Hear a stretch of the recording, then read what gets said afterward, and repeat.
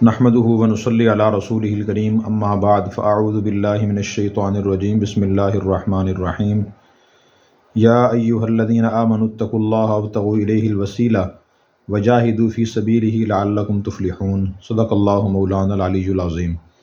اللہ تعالیٰ نے ارشاد فرمایا، اے ایمان والو، اللہ سے ڈرو اور اس کی طرف پہنچنے کا وسیلہ تلاش کرو اور اس کے راستے میں جہاد کرو۔ یہ دوسرا معنی جد و جہد اور کوشش کرو تاکہ تم کامیاب ہو جاؤ۔ اس آیت مبارکہ میں اللہ تبارک و تعالیٰ نے 3 حکم فرمائے ہیں۔ نمبر 1 اللہ سے ڈرنے کا، نمبر 2 وسیلہ تلاش کرنے کا، اور نمبر 3 جد و جہد اور کوشش کرنے کا۔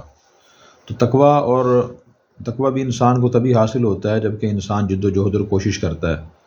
جیسے دنیا کا ہر کام محنت اور کوشش سے انسان کو حاصل ہوتا ہے، اور محنت اور کوشش کے بغیر کوئی چیز بھی انسان کو حاصل نہیں ہوتی، اسی طرح جتنے بھی دین کے ابواب ہیں، احکام ہیں، تو ان کے لیے محنت اور کوشش کی ضرورت ہے۔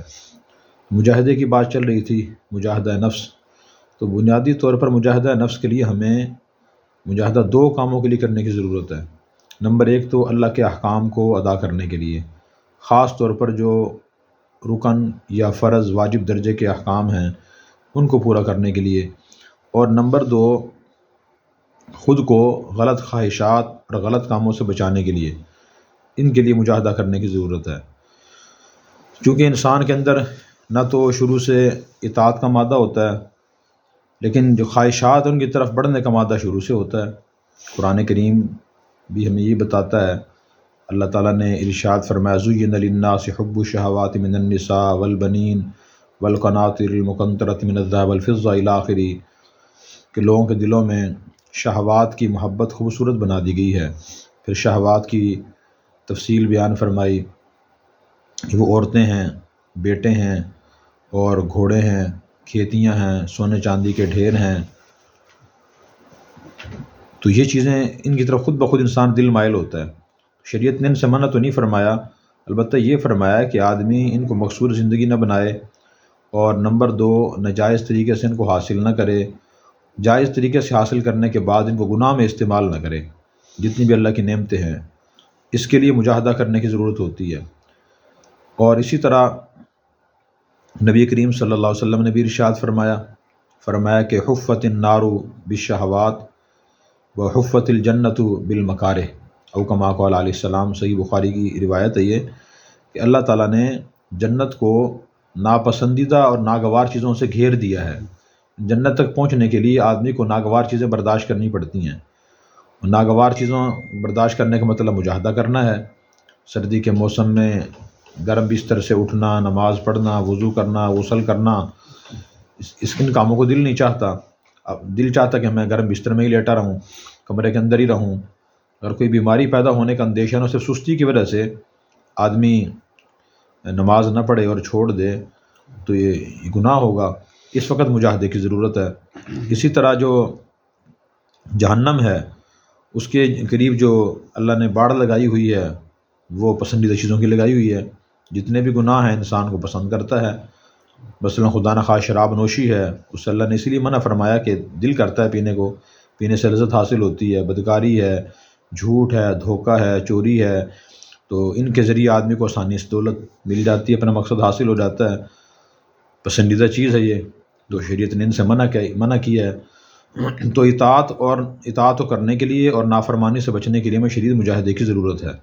پھر اللہ والوں نے یہ فرمایا، اگر آدمی کہ یہ بات انہوں نے فرمائی کہ ویسے تو ہر گناہ سے بچنے کی ضرورت ہے، خاص طور پر جو کبیرہ گناہ ہیں، اور وہ بہت سے ہیں، بہت سے کبیرہ گناہ ہیں۔ جس وقت کسی گناہ کا داعیہ پیدا ہو تو اس کی مشق کرنا کہ میں اس گناہ سے بچ جاؤں، یہ بہت ضروری ہے۔ غصہ انسان کو بہت نقصان پہنچاتا ہے۔ جس کا غصہ بے قابو ہے تو وہ نقصان کرے گا۔ قتل انسان غصے کی حالت میں کرتا ہے، کسی کو زخمی غصے کی حالت میں کرتا ہے، بیوی کو طلاق غصے کی حالت میں دیتا ہے، کسی پر تشدد غصے کی حالت میں کرتا ہے، خودکشی غصے کی حالت میں کرتا ہے، اور زبان سے غلط باتیں، جذباتی باتیں بولتا ہے تو غصے کی حالت میں بولتا ہے۔ اب غصے کو کنٹرول کرنا بھی ضروری ہے۔ یہ بھی خواہش نفس ہے کہ بولوں، جس سے اختلاف ہو گیا ہے، جو دل میں آتا ہے میں اس کے خلاف بولوں، یہ دل میں خواہش پیدا ہوتی ہے۔ اس وقت خود کو روکنا، غصے کو کنٹرول کرنا، اعتدال کے اندر لے کے آنا، یہ مجاہدہ ہے۔ اس کی بھی ضرورت ہے۔ نبی پاک صلی اللہ علیہ وسلم نے اس لیے ارشاد فرمایا کہ لیس الشدید بالسرعہ انما الشدید الذی یملک نفسہ عند الغضب، کسی کو پچھاڑنے والا پہلوان نہیں ہے، اصل پہلوان وہ ہے جو غصے کے وقت خود کو کنٹرول کرے، ضبط نفس کرے، خود کو کنٹرول کرے، قابو میں رکھے۔ دل تو چاہ رہا ہے میں کچھ کہوں یا کچھ کر دوں ہاتھ سے، لیکن آدمی نے غصے کو کنٹرول کیا ہوا ہے، اس نے غصے کا مجاہدہ کر لیا، یہ بھی ضروری ہے۔ اسی طرح اپنی شہوتوں کو کنٹرول کرنا، یہ بھی مجاہدہ، اس کی بھی بہت زیادہ ضرورت ہے۔ نبی پاک صلی اللہ علیہ وسلم نے ارشاد فرمایا الکیس من دان نفسہ وعمل لما بعد الموت، کہ عقل مند وہ ہے جو اپنا محاسبہ کرتا رہے اور وہ کام کرے جو مرنے کے بعد اسے کام آئیں، وہ اعمال کرے۔ اپنا محاسبہ کرنا بھی ضروری ہے۔ جو لوگ بالکل دین سے غافل ہیں ان کو تو خاص طور پہ، کہ میں جو بولتا ہوں، جو کچھ کرتا ہوں، دیکھتا ہوں، سنتا ہوں، سوچتا ہوں، وہ جائز ہے یا ناجائز ہے، صحیح ہے یا غلط ہے۔ محاسبہ بندہ خود اپنا کرتا رہے۔ جو دیندار ان کو بھی محاسبہ کرنا ضروری ہے۔ جیسے بعض لوگ تقریر و تحریر میں مصروف ہوتے ہیں، بیان کرتے ہیں، خطاب کرتے ہیں، لوگوں کو نصیحت کرتے ہیں، ان کو بھی اس مجاہدے کی ضرورت ہے، محاسبے کی ضرورت، خود کو دیکھتے رہیں کہ میرے اعمال شریعت کے مطابق ہیں یا نہیں ہیں۔ اس کی مثال بھی ایک اچھی میرے ذہن میں آئی، کہ واقعہ میں نے دیکھا تھا کہ ہم جو پیٹرول پمپ پہ گئے اور وہاں گاڑیاں لائن میں کھڑی تھیں پیٹرول ڈلوانے کے لیے، تو وہاں جو آئل ٹینکر تھا وہ بھی کھڑا تھا لائن میں۔ تو دین کہتا ہے ہم ہر چیز کو عبرت کی نگاہ سے دیکھیں، غفلت کی نگاہ سے نہ دیکھیں۔ تو اس کو دیکھ کے سوچا کہ دیکھیں اس کی ٹینکی میں، ٹینکر میں اتنا زیادہ پٹرول ہے، یہ خود دوسروں کو پٹرول سپلائی کرنے کے لیے جا رہا ہے، لیکن اس کو اپنے چلنے کے لیے پٹرول کی ضرورت ہے، اور وہ پٹرول جو اس کو چاہیے گاڑی چلنے کے لیے، ٹینکر کو چلنے کے لیے، وہ ٹینکی والا کافی نہیں ہے، بلکہ یہ اپنی جو اس کی ٹینکی ہے اس میں ڈلوانا ضروری ہے۔ تو اس سے یہ بات سمجھ آتی ہے کہ جو بندہ دوسروں کو نصیحت کرتا ہے اور بیان کرتا ہے، سمجھاتا ہے، پڑھاتا ہے، خود اس کو بھی کسی سے پڑھنے اور سیکھنے کی ضرورت ہے۔ تو ایک تو یہ غصہ کنٹرول کرنے کا مجاہدہ اور خواہشات کو کنٹرول کرنے کا مجاہدہ، کہ جو دل میں خیال آیا میں نے بول دیا، جو دل میں خیال آیا میں نے کر دیا، اس کو روکنا ضروری ہے۔ اسی طرح سستی اور غفلت، یہ بھی اس کو ختم کرنے کے لیے مجاہدے کی ضرورت ہوتی ہے اور اس کے لیے ہمت کی ضرورت ہوتی ہے۔ صوفیہ کرام نے اس کو یہ فرمایا کہ اگر آدمی 4 مجاہدات کر لے تو وہ اسی کافی حد تک اصلاح ہو جاتی ہے اور کافی گناہوں سے بچ جاتا ہے وہ۔ اور وہ جتنی بھی انہوں نے باتیں فرمائی ہیں، یہ جو صاحب علم بعمل صوفیہ کرام تھے، تو ان کی سب باتیں قرآن و سنت صحیح آئی ہوتی ہیں۔ مثلا انہوں نے یہ فرمایا کہ سب سے پہلا آدمی مجاہدہ کرے قلت کلام کا۔ قلت کلام کا مطلب یہ ہے کم بولے، اور مطلب اس کا کم بولنا نہیں، بلکہ مطلب یہ ہے اس کا کہ وہ صحیح ضرورت کے مطابق بولے، کیونکہ صرف چپ شاہ بن جانا، خاموش رہنا، ضرورت کے موقع پہ نہ بولنا، یہ کوئی دین کا تقاضا نہیں ہے، کسی کی دین کی تعلیم نہیں، کسی اللہ والے کی ہدایت نہیں ہے۔ نبی کریم صلی اللہ علیہ وسلم نے بھی یہی فرمایا کہ القاء الخیر خیر من السکوت، کہ اچھی بات بولنا خاموشی سے بہتر ہے، والسکوت خیر من املاء الشر، اور خاموشی بری بات بولنے سے بہتر ہے۔ جہاں اچھی باتیں کا موقع ہو وہاں آدمی اچھی بات بولے۔ تو اگر آدمی یہ مجاہدہ کر لے اور خود کو عادی بنا لے کہ میں نے ہر دل میں آنے والا خیال اور ذہن میں آنے والا خیال کو میں نے بولنا نہیں ہے، تو کافی حد تک اس کی زبان گناہوں سے بچ جاتی ہے۔ اور ہماری جو زبان ہے اس سے بھی گناہوں کا بہت زیادہ تعلق ہے، بلکہ نبی کریم صلی اللہ علیہ وسلم نے ارشاد فرمایا کہ جو مسلمان جہنم میں رہیں انہیں اکثریت ان لوگوں کی ہوگی جو اپنی زبان کی وجہ سے اون دم جہنم میں گرائے جائیں گے۔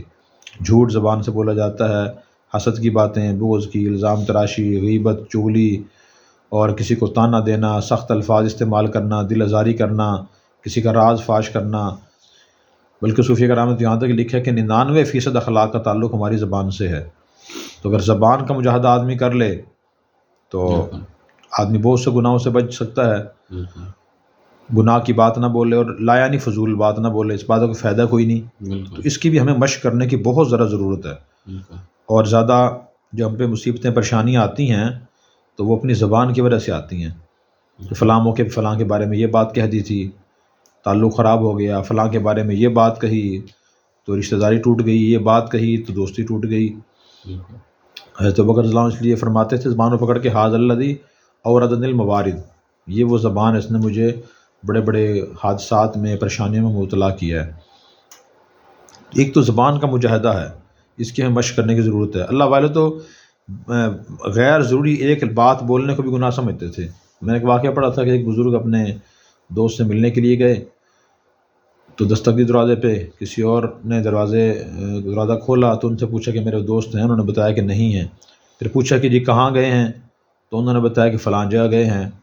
پھر پوچھا کہ وہ کس وقت واپس آئیں گے، تو انہوں نے بتایا فلاں وقت آئیں گے۔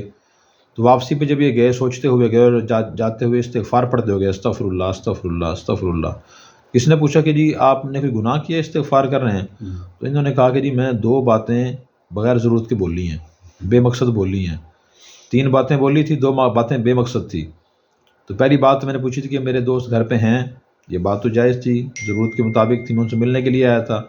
دوسری بات میں نے ان سے یہ پوچھی کہ جی وہ کہاں گئے ہیں۔ یہ میرا پوچھنا تب بنتا تھا جب میرے دل میں خیال یہ ہوتا کہ جہاں اس وقت ہوں گے میں جا کے ملنا ہے ان سے، کیونکہ میرا ایسا کوئی ارادہ میرا نہیں تھا، تو یہ بات فضول ہوئی۔ پھر میں نے پوچھا کہ جی واپس کب آئیں گے، یہ میں نے فضول بات بولی ہے۔ اس لیے اگر میرے دل میں خیال یہ ہوتا کہ پوچھ لوں واپس کب آئیں گے، پھر جا کے میں واپس دوبارہ آؤں گا، پھر میرا پوچھنا بنتا تھا یہ، تو اس پر بھی انہوں نے استغفار کیا۔ اس میں ہم جیسے لوگ کتنا بڑا سبق ہے کہ ہم لوگ بعض اوقات لوگوں سے بہت فضول باتیں پوچھ رہے ہوتے ہیں کہ جی آپ کی اولاد کتنی ہے، آپ کے بیٹے کتنے ہیں، آپ کے فلاں چیز کیا ہے، کیسی ہے، جبکہ اس سے خاص مقصد بھی نہیں ہوتا۔ تو ایک تو یہ مجاہدہ ہے کہ ہم زبان کو صحیح استعمال کرنے کا مجاہدہ کریں۔ اگر ہم سیرت پڑھیں تو اس میں ملتا ہے سیرت رسول میں کہ نبی پاک صلی اللہ علیہ وسلم بعض اوقات کافی دیر خاموش بیٹھے رہتے تھے، کوئی بولنے کی بات ہوتی نہیں تھی، کوئی معقول بات نہیں ذہن میں آتی تھی تو آپ خاموش رہتے تھے، حالانکہ آپ نے اتنا دین پھیلایا ہے، لاکھوں حدیث بیان فرمائی، صحابہ کی اصلاح فرمائی، لوگوں کو وحی سنائی ہے، حرام حلال جائز ناجائز بتایا، آپ نے مشورے دیے ہیں، اور آپ نے فوجی لشکر روانہ فرمائے ہیں، پھر بھی آپ بغیر ضرورت کے بولتے نہیں تھے، ضرورت مطابق ہی آپ فرمایا کرتے، بلکہ فرمایا نا کچھ تو جوامع الکلم کہ مجھے جامع کلمے عطا فرمائے گئے ہیں۔ آپ یہ کوشش فرماتے تھے میں ایسی بات بولوں جو مختصر ہو، الفاظ اس کے مختصر ہو، مطلب اور معنی اس کا تفصیلی ہو۔ ایک تو یہ مجاہدہ ہے۔ دوسرا مجاہدہ ہے جی کم سونے کا، قلت منام۔ اس کا مطلب بھی یہ ہے کہ آدمی ضرورت کے مطابق سوئے، نہ ضرورت سے کم نہ ضرورت سے بہت زیادہ۔ ضرورت سے بہت زیادہ اگر آدمی سوتا ہے سستی پیدا ہوتی ہے اور اوقات سونے میں ضائع ہو جاتے ہیں، بیمار بھی ہو جاتا ہے آدمی۔ اور جو ضرورت کے مطابق سونا ہے وہ اطباء سے سنا ہے کہ نوجوان آدمی کے لیے کم از کم 6 گھنٹے روزانہ ہے کہ وہ 6 گھنٹے روزانہ آرام کرے۔ دین بھی یہی کہتا ہے لا تفریط فی النوم، جتنی نیند کی ضرورت ہے اس میں کمی کرنا درست نہیں ہے۔ نبی کریم صلی اللہ علیہ وسلم بھی آرام فرماتے تھے، دوپہر و قیلولہ فرماتے تھے، عشاء کے بعد آپ نے اسی لیے غیر ضروری باتوں سے منع فرمایا بلکہ مکروہ قرار دیا ہے کہ غیر ضروری باتیں عشاء کے بعد نہ کی جائیں۔ دوسرا مجاہدہ یہ ان لوگوں کے لیے خاص طور پہ ہے جو بہت زیادہ آرام کرتے ہیں اور نیند کرتے ہیں، وہ اس کا مجاہدہ کریں کہ اس کو اعتدال میں لے کر آئیں۔ اور جو تیسرا مجاہدہ ہے وہ ہے قلت طعام کا، کہ آدمی اس کا مطلب بھی یہ ہے کہ کم نہ کھائے بلکہ ضرورت کے مطابق کھائے۔ یہ بھی بہت اہم ڈاکٹر حضرات بتاتے ہیں موضوع ہے۔ ہر آدمی کو اچھا معالج ہونا چاہیے، سے آدمی مشورہ کرے، پوچھے کہ میرے جسم میں کس چیز کی کمی ہو رہی ہے، کون سی چیز بڑھ رہی ہے، جو چیز بڑھ رہی ہے اسے انسان اعتدال میں لے کے آئے، جو گھٹ رہی ہے اسے بڑھانے کی کوشش کرے۔